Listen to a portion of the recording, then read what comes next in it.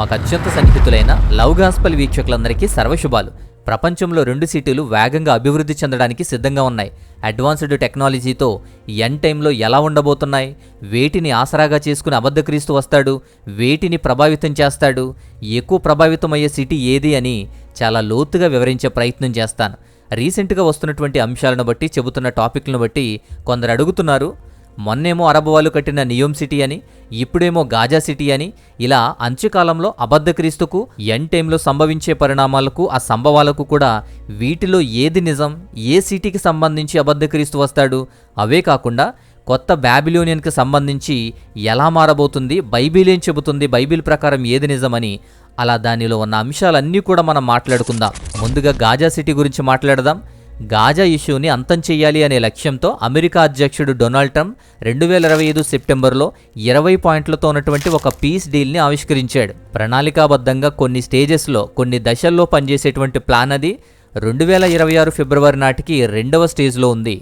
2025 డిసెంబర్లోనే America అధ్యక్షుడైనటువంటి Trump యొక్క అల్లుడే Jared Kushner, అలాగే మిడిల్ ఈస్ట్ యొక్క రాయబారి అయినటువంటి స్టీవ్ విట్కాఫ్, వీరిద్దరూ కూడా తయారు చేసిందే ప్రాజెక్ట్ సన్ రైజ్. ఈ ప్రాజెక్ట్ సన్ రైజ్ని డెవలప్ చేసి దాదాపు 10-20 సంవత్సరాల్లో గాజాని పునర్నిర్మించడానికి దాదాపు $112 బిలియన్ ఒక ప్రతిష్టాత్మకమైనటువంటి ఒక మెగాసిటీని కట్టడానికి ప్రతిపాదించారు.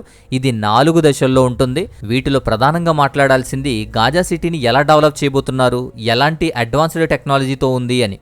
గాజా సిటీలో ఉన్నటువంటి ప్రధానమైన ప్రాంతాలన్నీ కూడా వాటిని లింక్ చేస్తూ హై స్పీడ్ రైల్ సిస్టమ్ని తీసుకొస్తారు. అంతేకాదు టెక్నాలజీతో నడిచేటువంటి గవర్నెన్స్ రాబోతుంది. పవర్ గ్రిడ్లతో, ఏఐ టెక్నాలజీతో స్మార్ట్ సిటీ యొక్క ఇన్ఫ్రాస్ట్రక్చర్ని డెవలప్ చేస్తారు. ఈ కోస్టల్ ఏరియా అంతా కూడా లగ్జరీ రిసార్ట్లు. 10 సంవత్సరాల తర్వాత గాజాకి 40 కిలోమీటర్ల యొక్క కోస్టల్ ఏరియాలో డబ్బు సంపాదించడమే లక్ష్యంగా అనేకమైన రిసార్ట్లు, టూరిస్ట్ హబ్లు కూడా తయారు చేస్తారు. ఈ కోస్టల్ ఏరియాస్లో అతిపెద్ద అత్యాధునిక టెక్నాలజీతో మోడర్న్ స్కై స్క్రాపర్స్ అంటే అత్యంత ఎత్తైనటువంటి భవనాలు, నిర్మాణాలు కూడా చేసేటువంటి అవకాశం ఉంది. గాజాకి ఇజ్రాయెల్ యొక్క బార్డర్లో, సరిహద్దులో ఎలన్ మస్క్ యొక్క స్మార్ట్ మ్యానుఫ్యాక్చరింగ్ జోన్ కూడా వస్తుంది. ఇంటర్నేషనల్ కనెక్టివిటీ కోసం ఎయిర్లైన్స్ కానీ, షిప్ యార్డ్ కానీ ఇలాంటివన్నీ డెవలప్ చేస్తారు. ఈ ప్రాంతం అంతటా కూడా సాంస్కృతిక పరమైన వాణిజ్య కేంద్రాలుగా దీన్ని తయారు చేస్తారు. ఇంకా చాలా ఉన్నాయి. ఇలాంటి ప్లాన్స్ తోటి గాజా సిటీని డెవలప్ చేయబోతున్నారు అని చెప్పి దానికి ప్రాజెక్ట్ సన్ రైజ్ అని పేరు పెట్టారు. ఇది అమలు చేయడానికి దాదాపు 10 నుంచి 20 సంవత్సరాలు పడుతుంది. 2026 ఫిబ్రవరి నాటికి ఈ ప్లాన్స్ అన్నీ కూడా కేవలం కాగితం మీద ఉన్నాయి. ఎక్కడ స్టార్ట్ కాలేదు, ఎక్కడ అప్రూవ్ కాలేదు. ఇవన్నీ కూడా ఖచ్చితమైన డెవలప్మెంట్ కావాలి, కానీ అవకాశాలు చాలా తక్కువ ఉన్నాయి. ఎందుకంటే దీనికి సవాళ్లు కూడా చాలా ఉన్నాయి. సెక్యూరిటీ ప్రాబ్లమ్స్ కానీ, షరతుల వైఫల్యాలు కానీ, హామాస్ వారి కంట్రోల్ని వదులుకొని ఆయుధాలు వదులుకుంటే తప్ప ఈ ప్రాజెక్టు ముందుకు సాగదు. రెండోది పొలిటికల్ కాంప్లెక్సిటీ, రాజకీయ పరంగా కూడా క్లిష్టత ఉంది. గాజాను ఎవరు పాలిస్తారు, ఎవరి కంట్రోల్లో ఉంటుంది, ఎవరికి అధికారం ఉంటుంది అనే దాని మీద ఏకాభిప్రాయం ఎవరికీ లేదు. మూడోది ఫండింగ్ అనేది, నిధులు అనేవి ఎవరిస్తారో తెలియదు. దాదాపు $112 బిలియన్ అంతర్జాతీయ సహకారం అనేది ఇతర దేశాల నుంచి కావాలి, కానీ ఇచ్చే దేశాలు డౌట్గానే ఉన్నాయి ఇప్పటికీ. నాలుగోది డిస్ప్లేస్మెంట్, స్థానభ్రంశాలు. పునర్నిర్మించేటువంటి సమయంలో కానీ దాదాపు అక్కడ 2 మిలియన్ల పాలస్తీన్లు నివసిస్తున్నారు. వారు ఎక్కడ నివసిస్తారో, ఎక్కడికి వెళ్తారో, ఎలాంటి అవకాశాలు పొందుకుంటారో ఎప్పటికీ స్పష్టత లేదు. ఐదవది రీజనల్ ఇన్స్టెబిలిటీ, ఆ ప్రాంతంలో స్థిరత్వం లేదు. ఇజ్రాయెల్ కూడా ఎప్పటికప్పుడు ఏదో ఒక దాడి చేస్తూనే ఉంది. సీజ్ ఫైర్ని ఉల్లంఘించి దాడులు చేస్తున్నారు, శాంతి భద్రతలను బలహీనపరుస్తున్నారు. ఇక ఆరోది, గతంలో అనేక సార్లు ఈ గాజా మీద ఇలాంటి శాంతి కార్యక్రమాలు, శాంతి ఒప్పందాలు చాలా వచ్చాయి. 2020లో ఇదే కుష్నర్ ఒక మంచి ప్రణాళికతో వచ్చాడు. ఇలా చరిత్రలో కూడా ఎన్నో విషయాలు రావడం, దాన్ని సాధించడంలో మాత్రం విఫలం అవ్వడం కానీ మనం చూస్తూ ఉన్నాం. సో ఇది కూడా ఎంతవరకు అవుతుంది, ఎంతవరకు అది సక్సెస్ అవుతుంది, ఎవరి కంట్రోల్లోకి వెళ్తుంది, ఇలా అనేకమైనటువంటి సవాళ్ల మధ్య గాజా సిటీ అనే యొక్క ప్లాన్ అనేది ఉంది. అది ఊహాజనితమైనటువంటి ఒక సిటీని నిర్మించబోతున్నారు అనే ఆశను కల్పించింది. దాన్ని ఉద్దేశించి చాలామంది వీడియోలు చేస్తూ అబద్ధ క్రీస్తుకు అవకాశాన్ని కల్పించే విషయాల మీద కూడా మనం కొన్ని చూస్తూ ఉన్నాం. అలాగే ఇప్పుడు దానికన్నా పవర్ఫుల్గా ఇంకొక సిటీ గురించి మాట్లాడదాం. అదే నియోమ్ సిటీ. నియోమ్ సిటీ అనేది సౌదీ అరేబియా యొక్క విజన్ 2030 యొక్క ప్లాన్లో భాగం. అది సౌదీ క్రౌన్ ప్రిన్స్ అయినటువంటి మహమ్మద్ బిన్ సల్మాన్ అనేటువంటి రాజు 2017లో ప్రారంభించాడు. అదేం చిన్న ప్రాజెక్టు కాదు. $500 బిలియన్ యొక్క ఫ్యూచర్ మెగా సిటీ ప్రాజెక్ట్ అది. నియోమ్ అంటేనే న్యూ ఫ్యూచర్ అని చెప్పి అర్థం వచ్చేలాగా నియోమ్ సిటీ అని పెట్టారు. నియోమ్ సిటీ గురించి మాట్లాడితే ప్రపంచంలోనే అత్యంత ప్రతిష్టాత్మకమైన పవర్ఫుల్ సిటీ ప్రాజెక్టుల్లో ఇది కూడా ఉంది. ది లైన్ అని చెప్పి 200 మీటర్ల దూరంలో ఉన్న ప్యారలల్గా 500 మీటర్ల ఎత్తులో దాదాపు అన్నీ కూడా ఆకాశాన్ని అంటేలాగా స్కై స్క్రాపర్స్ అని చెప్పి అత్యంత ఎత్తైనటువంటి భవనాలు. అలా 170 కిలోమీటర్ల మెగా సిటీ అది. ఆ మెగా సిటీలో వాడేటువంటి పవర్ అంతా కూడా solar panels and windmills ద్వారా వచ్చేటువంటిది. 100% సోలార్ ఎనర్జీతో నడిచేటువంటి సిటీ అది.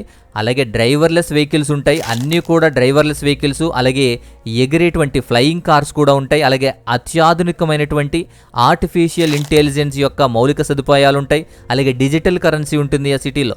అంతేకాదు రోబోటిక్ డెలివరీసు, డ్రోన్ సేవలు, drone deliveries and zero carbon car free designs, ఇలా అడ్వాన్స్డ్ టెక్నాలజీతో ఆ ఫ్యూచర్ సిటీ అనేది నిర్మించబోతున్నారు.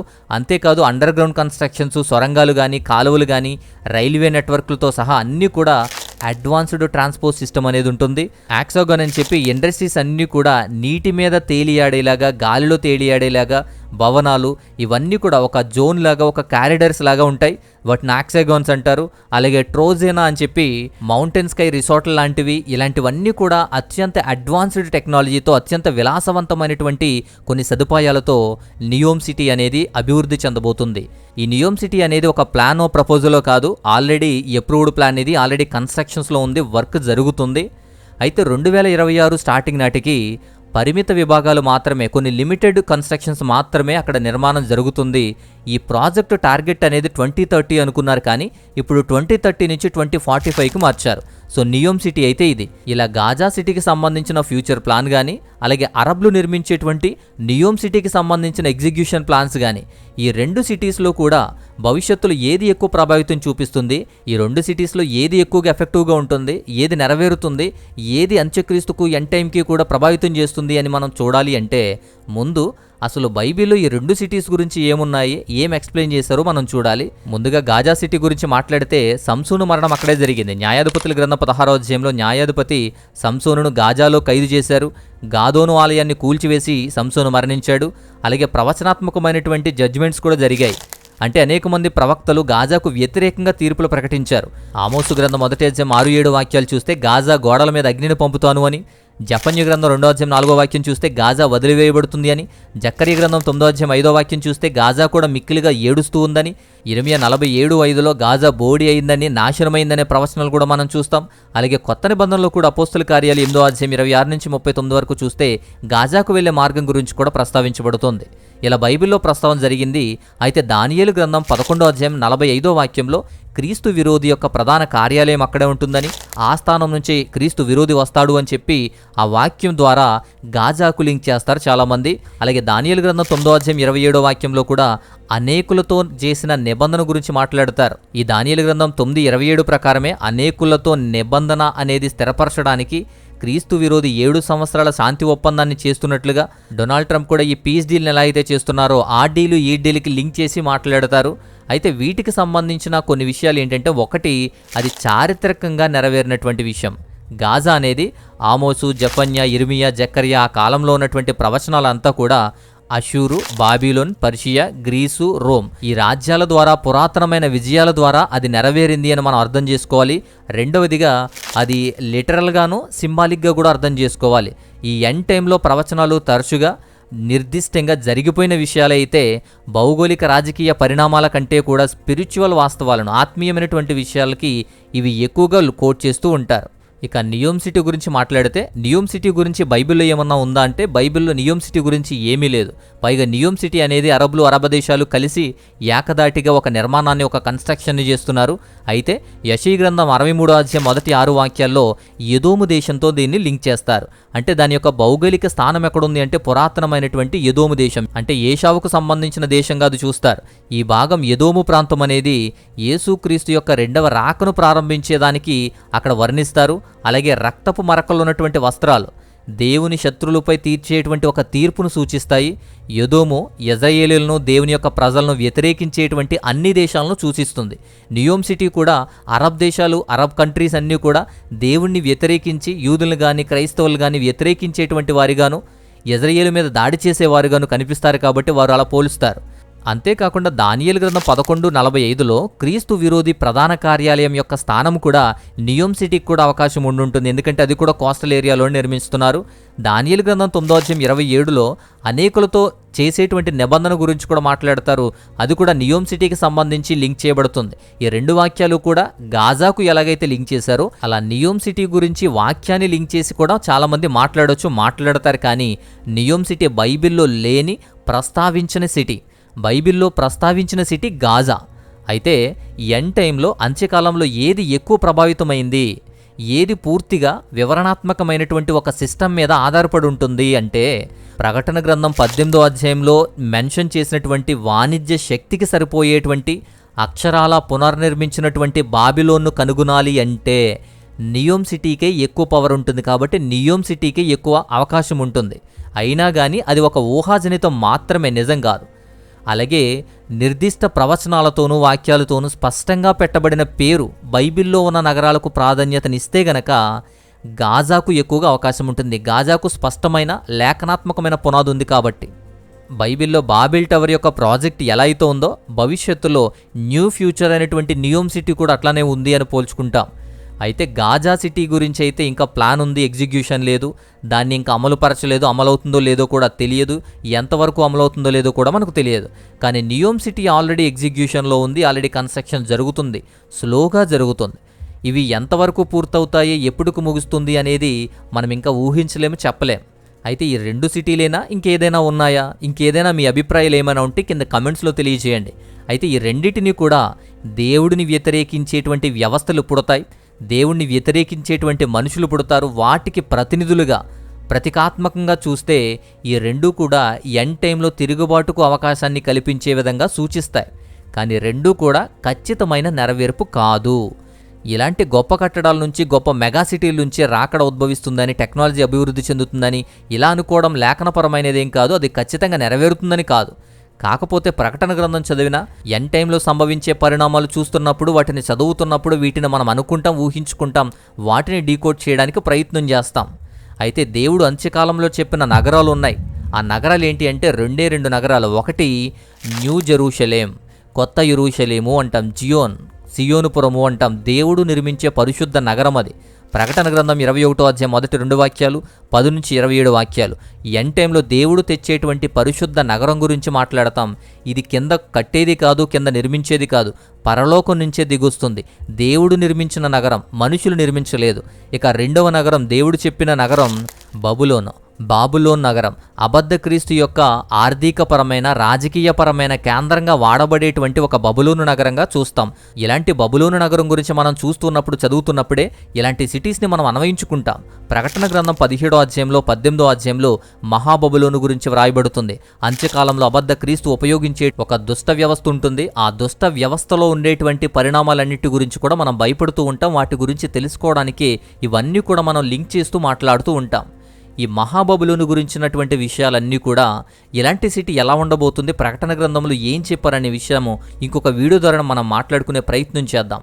ఇప్పుడు అబద్ధ క్రీస్తు వచ్చేటువంటి నగరం ఏది ఎక్కువ ప్రభావితం చూస్తుంది అంటే బైబిల్ ప్రకారం అబద్ధ క్రీస్తు ప్రధాన కేంద్రం యెరూషలేం అని స్పష్టంగా చెబుతుంది బైబిల్. అబద్ధ క్రీస్తు గురించి, అబద్ధ క్రీస్తు యొక్క పరిణామాలన్నీ కూడా మనకు స్పష్టంగా తెలియచేయబడింది.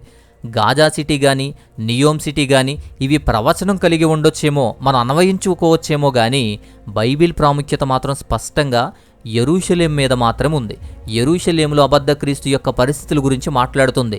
2వ తెస్సలోనికీయులకు రాసిన పత్రిక 2వ అధ్యాయం 4వ వాక్యంలో, దానియేలు గ్రంథం 11వ అధ్యాయం 45వ వాక్యంలో, ప్రకటన గ్రంథం 11వ అధ్యాయం 8వ వాక్యంలో ఇలా అబద్ధ క్రీస్తు యెరూషలేముకు లింక్ చేయబడి ఉంటాడు. ప్రపంచవ్యాప్తంగా అత్యంత అభివృద్ధి చెందినటువంటి టెక్నాలజీ అనేది ఈ నియోమ్ సిటీలో ఎంతైతే ప్రభావితంగా ఉందో, ప్రకటన గ్రంథం 13వ అధ్యాయంలో వర్ణించినటువంటి కంట్రోల్ వ్యవస్థకు అవసరమైనటువంటి ఇన్ఫ్రాస్ట్రక్చర్ని కానీ, అవసరమైనటువంటి ప్రాథమిక సౌకర్యాలు కానీ ఇలాంటి నియోమ్ సిటీ లాంటివి ఇస్తాయి.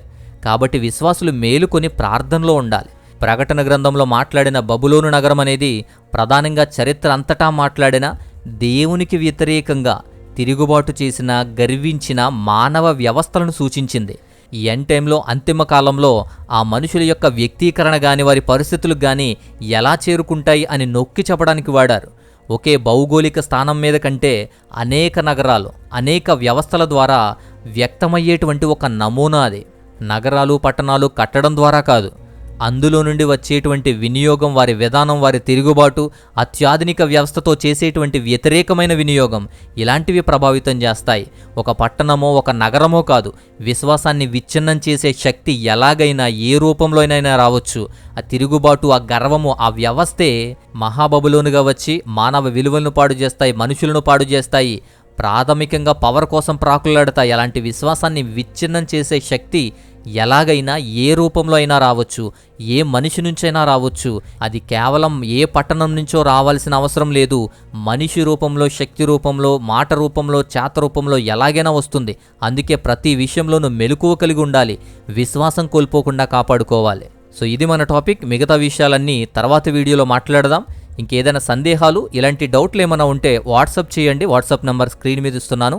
అలాగే మీ ప్రార్థన అవసరతలు ఏదైనా ఉంటే తెలియజేయండి, అవి కూడా వాట్సాప్ మాత్రమే చేయండి. అలాగే మా వ్యయ ప్రయాసలకు, మా పరిచర్యలకు సహాయం చేయాలి అనుకున్నా, మీ విలువైన కానుకలు పంపించాలి అనుకున్నా స్క్రీన్ మీద డీటెయిల్స్ ఉన్నాయి. పరిచర్యను ప్రోత్సహించండి, మాతో పాలిభాగస్తులుగా ఉండండి. సో ఇది ఈ వీడియోలోని అంశం. ఇదంతా మీకు చాలా క్లియర్గా అర్థమైంది నేను అనుకుంటున్నాను. నచ్చితే ఖచ్చితంగా లైక్ చేయండి. మీరు ఇంతవరకు చూశారు, అలాగే ఇతరులు కూడా చూడాలి కాబట్టి వారికి కూడా షేర్ చేయండి, వారికి కూడా అర్థమవుతుంది. సో ఇలా ఏదేదో పట్టణాల గురించి కాదు కానీ వచ్చేటువంటి అపాయాలు ఎలాగైనా రావచ్చు, ఏ విధంగానైనా ఉండొచ్చు. వాటి నుంచి మాత్రం ఖచ్చితంగా ప్రతి ఒక్కరు ఎంచికాలంలో జాగ్రత్త పడాలని మాత్రం జ్ఞాపకం చేసుకోండి. మరొక అద్భుతమైన మంచి టాపిక్తో మరొక వీడియో ద్వారా మరలా వస్తాను. అంతవరకు దేవాతి దేవుని మహా ఉన్నతమైన కృపా కాపుదల మీ అందరికీ తోడయ్యుండి బలపరచునుగాక. ఆమేన్.